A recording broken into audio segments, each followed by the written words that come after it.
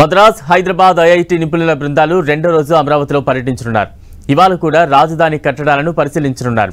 గతంలో అసంపూర్తిగా నిలిచిన నిర్మాణాల సామర్థ్యాన్ని నిపుణుల బృందం అధ్యయనం చేస్తోంది.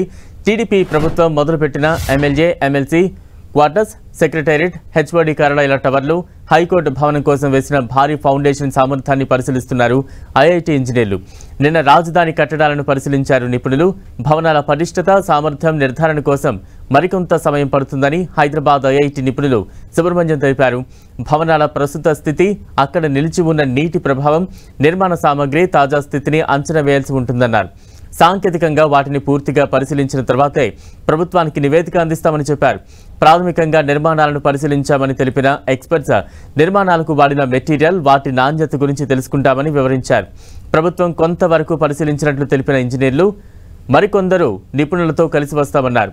భవనాల పటిష్టతపై పూర్తి నిర్ధారణకు వచ్చిన తర్వాతే ప్రభుత్వానికి నివేదిక సమర్పిస్తామని తెలిపారు.